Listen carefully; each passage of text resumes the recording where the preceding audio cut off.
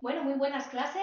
Me presento, por si acaso no habéis tenido no sé si buena o mala suerte de conocerme, ya sea en las clases presenciales o en las online o los vídeos pregrabados. Yo soy Laura López Marín, soy ginecóloga en un hospital pequeñito de Madrid que se llama Villalba. Y hoy vengo, pues bueno, a grabaros el tema actualizado de patología uterina, tanto maligna como benigna, por su importancia de cara al MIR, ¿de acuerdo? Tanto desde el punto de vista de el cáncer de endometrio como desde...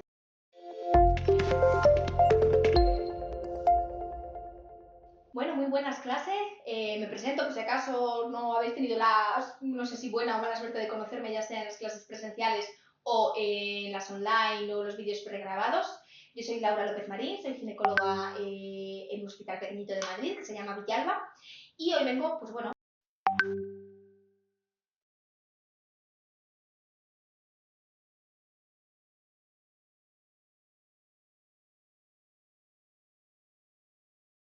a grabaros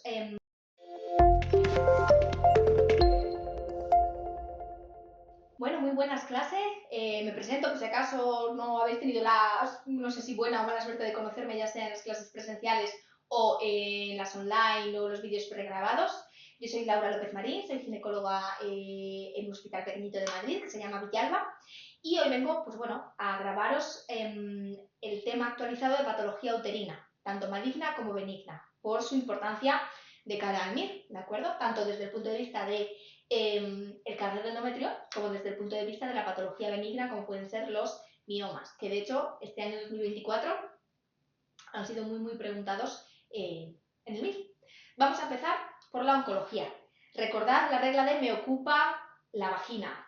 Primer cáncer ginecológico en frecuencia, mama, seguido de endometrio. ¿Vale? El cáncer de endometrio cae todos los años en el MIR. Todos los años hay una pregunta de cáncer de endometrio, por lo menos.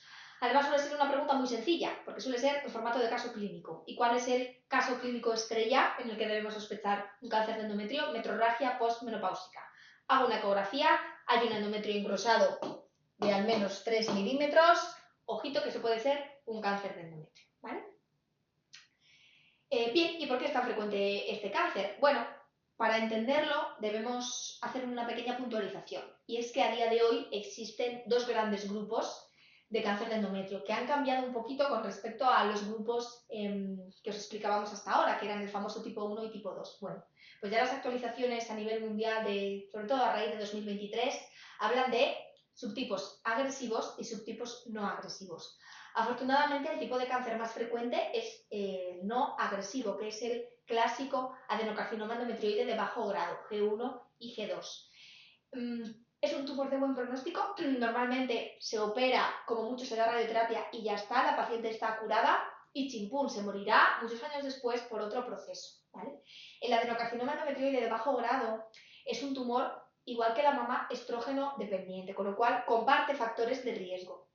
Mujeres que han vivido en situación de hiperestrogenismo van a tener más riesgo de cáncer de endometrioide, ¿vale? Sobre todo de bajo grado, que es con frecuencia el más frecuente. El 80% de todos los cánceres de endometrio son de este tipo, ¿vale? Subtipo no agresivo. Recordad, relacionado con el hiperestrogenismo y cuya lesión precursora es la hiperplasia de endometrio. Hiperplasia simple, pasamos a hiperplasia con atipia, pasamos a cáncer de endometrio. Bien, a medida que pues bueno, avanza nuestra edad, el riesgo de cáncer de endometrio es mayor. Recordad su implicación también, o más bien su relación con el síndrome metabólico. Mujer posmenopáusica que sangra, sobre todo si es obesa, diabética, hipertensa, ojito, muy probablemente sea un cáncer de endometrio, ¿eh? Es muy frecuente, lo vemos muchísimo y está muy relacionado con el síndrome metabólico, sobre todo con la obesidad y con la diabetes. Como vemos en el tema de cáncer de mama, el tamoxifeno aumenta el riesgo de cáncer de endometrio por 2, ¿vale? Y recordad aquí las pacientes con síndrome de ovario poliquístico, que son pacientes que ovulan poco, por tanto están en situación de hiperestrogenismo a lo largo de su vida, un hiperestrogenismo mantenido, engrosamiento endometrial, hiperplasia, cáncer, ¿vale? Recordad, las pacientes de síndrome de ovario poliquístico, que además suelen tener síndrome metabólico también, y ahí cerramos el círculo, riesgo de cáncer de endometrio. Desde el punto de vista genético, síndrome de Lynch tipo 2, que asocia cáncer de endometrio, cáncer de ovario y cáncer de colon no polipósico. Ojo que en el síndrome de Lynch no hablamos de cáncer de mama. Provoca cáncer de endometrio en mujeres más jóvenes, por debajo de los 50 años, y por este motivo, pacientes con una mutación compatible con síndrome de Lynch conocida tienen indicación de cirugía reductora de riesgo, ¿vale? Igual que veíamos con las mutaciones BRCA1 y 2 en el cáncer de mama, las pacientes con síndrome de Lynch, pues bueno, también son subsidiarias de una cirugía reductora de riesgo, que viene a ser la histerectomía con anasectomía bilateral, porque los riesgos que conlleva son de cáncer de endometrio y cáncer de ovario a los 40 años, edad a la que normalmente ya han cumplido su deseo genésico. Como factores protectores, muy importante, lo han preguntado muchísimo en el MIR, ¿vale? Marcároslo con 1000 millones de asteriscos de colores. Los gestágenos.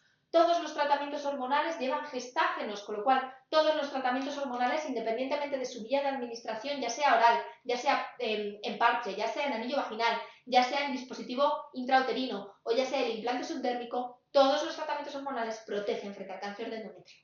Todos. Esto lo han preguntado mucho. Y, paradójicamente, el tabaco también. Ya sabéis, en clase solemos contar que os hagáis un post-it de tabaco como factor protector de. El tabaco protege frente a, y apuntaos, cáncer de endometrio, endometriosis, miomas, colitis ulcerosa y Parkinson, ¿vale? Enfermedades que son menos frecuentes en pacientes fumadores, bueno, o fumadoras más bien, cáncer de endometrio, endometriosis, miomas, Parkinson, colitis ulcerosa. ¿Y qué ocurre con los subtipos agresivos de cáncer de endometrio? Pues aquí entrarían, por un lado, los adenocarcinomas endometrioides G3, es decir, de alto grado, es decir, mal diferenciados agresivos, y luego otros tipos menos frecuentes, pero que os tienen que sonar, como son el seroso, que suena a ovario, el células claras, que suena a ovario, y el carcinosarcoma, que como lleva la palabra sarcoma, pues también suena fatal, ¿vale? Seroso, células claras, carcinosarcoma y otros mucho menos frecuentes entran dentro de los subtipos histológicos agresivos, así como el adenocarcinoma endometrioide de alto grado. Tienen un pronóstico mucho más ensombrecido, o ensombrecedor, más bien, perdonadme, mucho más, similar al que puede tener el cáncer de ovario, ¿vale? Porque además son enfermedades que debutan de manera muy explosiva. Aparte de la clasificación histológica en agresivos no agresivos, a día de hoy disponemos de una clasificación molecular. Tenéis que conocerla, esto es un filón. Todos los ginecólogos oncólogos están a tope con la clasificación molecular del cáncer de endometrio. Aún no lo han preguntado en el MIR, lo van a acabar preguntando. El cáncer de endometrio puede presentar 3 tipos de mutaciones: POLE, MMRD y P53. POLE mutado, excelente pronóstico, recidiva el 0%, muere el 0%. En el otro extremo del espectro tendríamos P53 mutado. Esto es muy típico de los serosos, muy mal pronóstico, más similar a ovario. Y MMRD significa Mismatch Repair Deficiency, que es lo mismo que inestabilidad de microsatélites, que es la mutación que vemos en el síndrome de Lynch. Pronóstico intermedio. Aquellos cánceres de ovario, aquellos cánceres de endometrio que no tengan ninguna mutación, no tienen ni POLE, ni MMRD, ni P53, entran en el cajón desastre NSMP, ni puñetera idea, es decir, Non-Specific Molecular Profile. Obviamente es el grupo más frecuente. Que os suene el tipo de mutaciones que podemos encontrar, que os suene que POLE es muy buena, que P53 es muy mala. La ficha de la gineonco la tenéis que tener. Por ahora solamente aparecen aquí rellenados mama y endometrio porque es lo que en las clases presenciales, pues lógicamente el orden que vamos siguiendo, ¿no? Tipo histológico más frecuente del cáncer de endometrio va a ser el endometrioide, hasta el 80%, ¿vale? Endometrioide de bajo grado. Clínica, metrorragia posmenopáusica, da síntomas pronto, con lo cual se diagnostica pronto, con lo cual el pronóstico es bueno. ¿Por qué? Porque la estadificación es el factor, aquí, esto es lo que quería subrayar. La estadificación, el estadio al diagnóstico, es el factor pronóstico más importante del cáncer de endometrio. Por eso, si lo diagnosticamos pronto, en estadios iniciales, el pronóstico suele ser bueno, ¿vale? La biopsia, idealmente hay que tomarla dirigida por histeroscopia. Ya llevamos una tendencia, unos cuantos en el MIR, en el que está claro que el señor del MIR quiere que marquemos histeroscopia, ¿vale? La biopsia dirigida por histeroscopia es el gol estándar diagnóstico del cáncer de endometrio. Si yo meto la cámara y veo esta coliflor proliferante en la cavidad endometrial, pues voy a coger la biopsia de la coliflor sangrante, no la voy a coger de la zona que tiene endometrio atrófico. Esto aumenta muchísimo la rentabilidad diagnóstica, ¿vale? Biopsia dirigida por histeroscopia. La vía de diseminación principal del cáncer de endometrio es la linfática, por eso debemos hacer estratificación ganglionar linfático bilateral en el tratamiento quirúrgico del cáncer de endometrio. La estratificación es posquirúrgica, el estudio de la pieza, porque además, fijaos, es que el cáncer de endometrio, su tratamiento es eminentemente quirúrgico. Operamos prácticamente todos los estadios, ¿vale? Salvo los metastásicos a distancia. Incluso a veces esos también, ¿vale? Dependiendo un poco de, bueno, el tipo de cirugía que habría que hacerle a la paciente y su estado basal. Esta es una de las novedades importantes, ¿vale? A día de hoy casi todos los cánceres y dale como el ovario, me vais a perdonar, casi todos los cánceres de endometrio se operan, ¿vale? Recordad que, bueno, pues salvo los 4B, que serían los metastásicos a distancia, pero que incluso en algunos casos les hacemos una cirugía fitorreductora a ellos también. Bien. Yo sé que lo de la estratificación es un rollo a día de hoy incluso para nosotros, porque la han actualizado y ahora es complejísima, complejísima.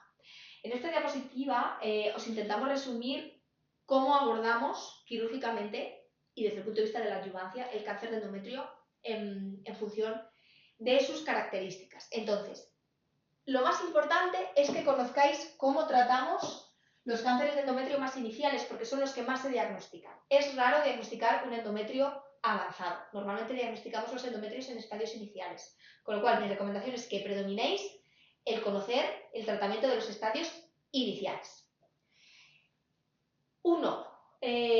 Me refiero, un cáncer de endometrio no agresivo, endometrioide G1, G2, invasión linfovascular negativa, esto también es un factor de buen pronóstico, que serían los estadios 1A y 1B, menos del 50% del miometrio invadido o el 1B mayor o igual al 50%, fijaos, histerectomía total con doble anestectomía y biopsia selectiva del ganglio centinela pélvico bilateral. Si el centinela es negativo, no hago nada más. Si el centinela es positivo, tendré que hacer la linfadenectomía pélvica y paraóptica. No precisa, en principio, adyuvancia. Carcinoma endometrioide estadio 2. Recordad que los carcinomas estadio 2 son aquellos que invaden el órgano que está inmediatamente por debajo. En el caso del cáncer de endometrio sería el cérvix. El estadio 2 de cáncer de cérvix es aquel que invade el órgano que está inmediatamente por debajo del cérvix, que es la vagina, ¿vale? Volviendo al endometrio. Estadio 2 invade el cérvix, el estroma cervical. Peor pronóstico, esto es un estadio ya localmente avanzado. Le haremos la histerectomía y aquí le haremos linfadenectomía, no me sirve el ganglio centinela, y aquí sí que daremos braqui y radio. Y en algunas situaciones también quimio, pero radioterapia externa y braquiterapia seguro. Y luego ya tenemos los subtipos agresivos o los estadios 3 y 4, que para que ahorréis memoria van a cirugía fitorreductora, ¿de acuerdo? Similar al cáncer de ovario. Y por supuesto van a llevar radioterapia y por supuesto van a llevar quimioterapia. Tipos de histerectomía, porque aquí en el cáncer de endometrio, si os fijáis, estamos hablando de histerectomía total. ¿Eso qué significa? Pues que vamos a incluir aquí, esta. Vamos a incluir tanto el cuerpo como el cuello del útero. ¿Qué vamos a incluir también? Los anejos. ¿Por qué? Porque el cáncer de endometrio es un tumor hormonodependiente, a diferencia del cáncer de cervix. Si yo voy a hacer una histerectomía a una paciente con un cáncer de cervix premenopáusica, no tengo por qué quitarle los anejos. Bastante tiene con su cáncer de cervix como para que encima la deje menopáusica, cuando esto no va a tener un impacto en el pronóstico oncológico. En el endometrio siempre tenemos que quitar los anejos, ¿vale? Porque tenemos que hacer una castración sí o sí, tanto en la pre como en la postmenopausia.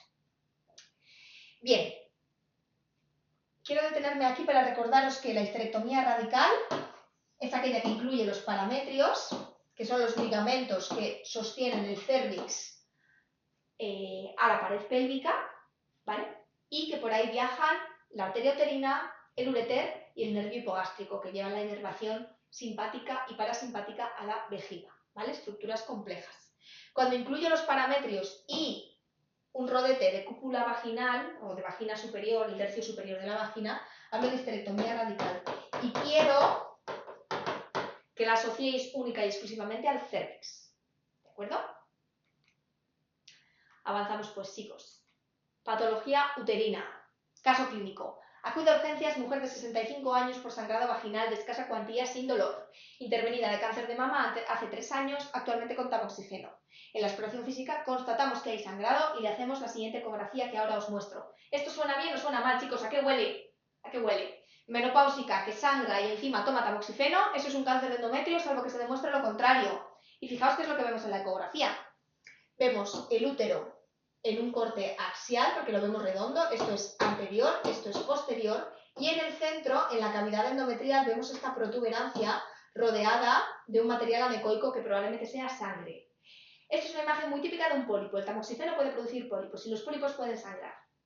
¿Qué vamos a hacer con esta paciente? Una cornier, una polipectomía histeroscópica, una histeroscopia con biopsia endometrial o una histerectomía directamente. ¡Pah! Porque yo ya veo con mi ojo clínico microscópico ultrasónico que esta paciente tiene un cáncer en ese pólipo.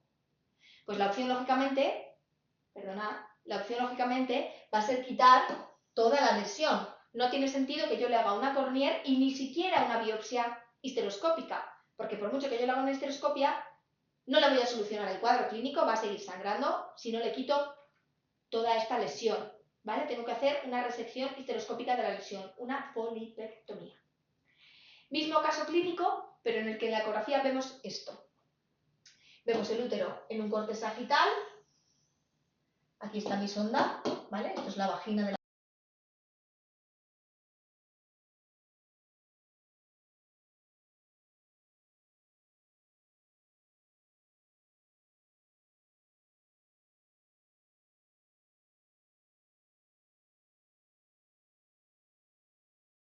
la paciente. Esto es anterior, esto es posterior. Y en el centro vemos perfectamente un endometrio muy engrosado. Esto tranquilamente, pues no sé cuánto medirá, pero más de 3 milímetros seguro. Tranquilamente podría medir pues 15, 17 milímetros.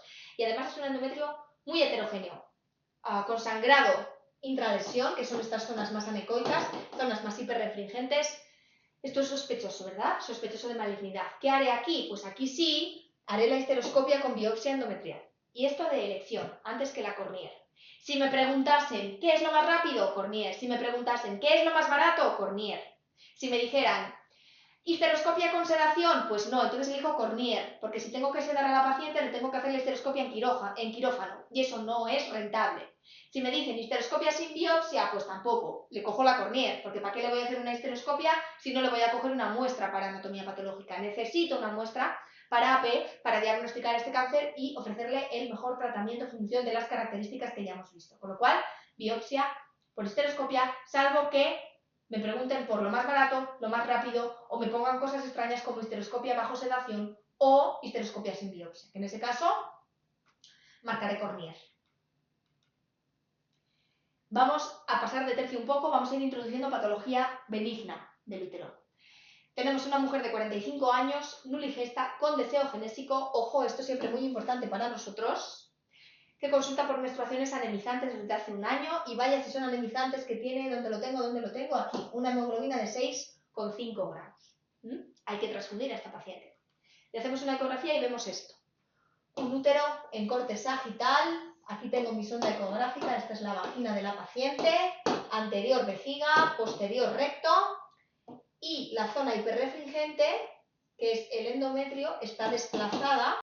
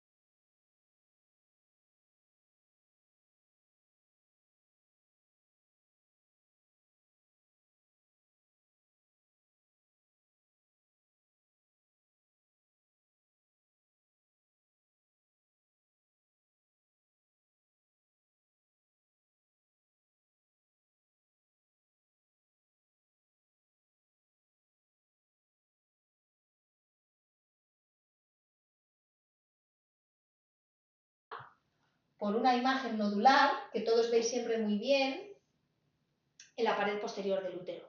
Toda imagen que yo vea en el miometrio es un mioma, que además cuadra perfectamente con el caso clínico, ¿no? Con la sintomatología que presenta la paciente. ¿Qué hacemos? Una laparotomía para resección, una histeroscopia para resección, una esterectomía directamente o análogos de GnRH, hierro y vigilar evolución. A ver, ¿quién le quitaría el útero a esta paciente? Pues nadie. ¿Por qué? Porque tiene deseo genésico. Si le quito el útero no se puede quedar embarazada. Por el mismo motivo, nada de análogos y hierro. Esta opción se queda muy corta, ¿vale? Como mínimo habría que transfundir y además si le pongo análogos tampoco se va a poder quedar embarazada porque producen una menopausia farmacológica, ¿vale? Interfieren con el tratamiento también de reproducción asistida que pudiéramos ofrecerle a la paciente. Entre le quito el mioma por histeroscopia y le quito el mioma por laparoscopia, pues depende de la localización. Claramente este mioma no lo podemos quitar por histeroscopia porque no penetra en la cavidad endometrial. Y como ahora veremos, conceptos, por cierto, que han preguntado por duplicado en el año 2024 en el MIR, los miomas no submucosos no se pueden resecar por histeroscopia, porque yo meto la cámara, pero el mioma no lo voy a ver, con lo cual no lo puedo quitar, ¿vale? Tendré que hacer, vamos a cambiar el color para que lo veamos mejor, una laparotomía para resecar la lesión, solucionar los sangrados y que pueda iniciar su proceso de embarazo. ¿Y cómo trato precisamente los miomas? Pues quiero que os hagáis un algoritmo, porque a veces con el tema simplemente redactado os resulta confuso. Bien, ¿cuándo trato un mioma? Un mioma solo lo trato si es sintomático. Mioma sintomático. ¿Qué síntomas puede producir un mioma? 3 síntomas. El más frecuente, sangrado menstrual abundante, dolor o compresión de estructuras vecinas, típicamente una dilatación de los uréteres, y puede producir esterilidad. Aquí los submucosos porque producen problemas en la implantación. Lógicamente, si tengo un mioma que produce dolor, compresión o esterilidad, el único tratamiento posible será la cirugía. Si la paciente no tiene deseo genésico, haré una histerectomía. Quitaré el útero. Si la paciente tiene deseo genésico, haré una miomectomía. Y aquí muy importante, la miomectomía será histeroscópica si mioma submucoso, que son los miomas tipo 0, tipo 1 y tipo 2 de la FIGO. 0, 1, 2 de la FIGO. Han preguntado la clasificación de la FIGO este año en el MIR. Debéis conocer que los miomas tipo 0, 1 y 2 son aquellos que penetran en la cavidad endometrial, son los que más frecuentemente producen sangrado y pueden producir esterilidad por problemas en la implantación del embrión, y el tratamiento es de elección resección mediante histeroscopia, sí o sí. Bien, en cuanto al tratamiento de la sintomatología que más frecuentemente producen los miomas, que son el sangrado menstrual abundante, nada que ver con la cirugía, intento siempre tratamiento médico. Primera línea, primera elección, DIU de levonorgestrel. Segunda línea,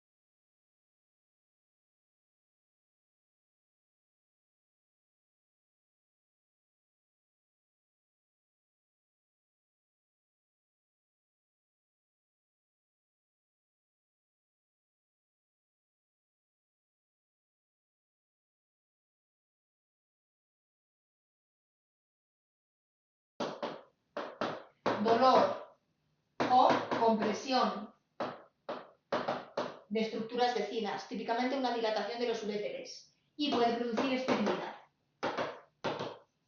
Aquí los submucosos porque producen problemas en la implantación. Lógicamente, si tengo un mioma que produce dolor, compresión o esterilidad, el único tratamiento posible será la cirugía. Si la paciente no tiene deseo genésico, haré una histerectomía. Quitaré el útero. Si la paciente tiene deseo genésico, haré una miomectomía. Y aquí muy importante, la miomectomía será histeroscópica si mioma submucoso, que son los miomas tipo 0, tipo 1 y tipo 2 de la FIGO. 0, 1, 2 de la FIGO. Han preguntado la clasificación de la FIGO este año en el MIR. Debéis conocer que los miomas tipo 0, 1 y 2 son aquellos que penetran en la cavidad endometrial, son los que más frecuentemente producen sangrado y pueden producir esterilidad por problemas en la implantación del embrión, y el tratamiento es de elección resección mediante histeroscopia, sí o sí. Bien, en cuanto al tratamiento de la sintomatología que más frecuentemente producen los miomas, que son el sangrado menstrual abundante, nada que ver con la cirugía, intento siempre el tratamiento médico. Primera línea, primera elección, DIU de levonorgestrel. Segunda línea, anticonceptivo combinado con estrógeno natural. Menos efectos secundarios tipo náusea, migrañas, trombosis, ¿vale? Aquí puedo añadir ácido tranexámico vía oral durante los días de sangrado, que lo que hace es disminuir la cantidad de sangrado porque impide la disolución del coágulo de fibrina en la vía final de la cascada de la coagulación, ¿de acuerdo? Nosotros lo utilizamos muchísimo los ginecólogos. Otra especialidad que utiliza mucho el tranexámico es traumatología, para disminuir el sangrado intraquirúrgico cuando hacen cirugías con alto riesgo hemorrágico, como por ejemplo las prótesis de cadera o las fracturas femorales, ¿vale? Bien, como tercera opción, a día de hoy existe un compuesto nuevo que lleva un análogo de la GnRH más estrógeno más progesterona, ¿de acuerdo? Que se llama, solo existe uno en el mercado, así que os voy a decir el nombre comercial, se llama Rieco. Es por vía oral, una píldora todos los días y tiene efecto anticonceptivo, ¿vale? Exclusivamente para los sangrados en contexto de útero miomatoso que no responden a DIU, que no responden a anticoncepción combinada con estrógeno natural convencional, ¿vale? En cuarta línea, si todo lo anterior fracasa, cirugía. Y aquí seguimos los mismos criterios de histerectomía sí, deseo genésico cumplido, miomectomía sí, deseo genésico no cumplido. Y como quinta opción, ¿de acuerdo? Que os suene la embolización de arterias uterinas y la radiofrecuencia de los miomas. Está en el último lugar porque la tasa de recidiva de la sintomatología de los sangrados es mayor que con el resto de tratamientos, ¿de acuerdo? Con este esquema ya tenéis perfectamente claro cómo se tratan los miomas en función de la sintomatología y del deseo genésico de la paciente, ¿vale? Vuelvo para atrás para que veáis bien el esquema. Por favor, recordad los miomas submucosos 0, 1 y 2 de la FIGO, resección histeroscópica. Y de hecho, esta paciente, después de haberle hecho su miomectomía laparotómica, vuelve por dolor. En este tiempo, sus únicos antecedentes son el diagnóstico reciente de hidronefrosis derecha asintomática y ya está menopáusica, con lo cual, bueno, pues ya ha abandonado su deseo genésico. Le hacemos una eco y ¿qué vemos? Vemos esto, un útero en corte axial deformado en su pared posterior. Aquí vemos el endometrio más hiperrefringente. Vaya color que he elegido, perdonad que no se ve nada. Útero, endometrio, y aquí detrás vemos esta bola hipoecoica, que por favor nadie me diga que es un quiste. Toda patología en el miometrio es un mioma, independientemente de su ecogenicidad, ¿de acuerdo? Hay miomas con degeneración quística y por tanto se ven más oscuros, se ven negros anecoicos. Hay miomas con degeneración grasa que se ven por tanto más brillantes y precoicos. No me importa la ecogenicidad, me importa la localización. Toda bola, todo nódulo que yo vea en el miómetro es un mioma. Muy bien, pues esta paciente que no tiene deseo genésico, que ya está en menopausia y que tiene síntomas compresivos por un mioma uterino, ¿qué tratamiento le tendremos que ofrecer siguiendo nuestro algoritmo? Pensad.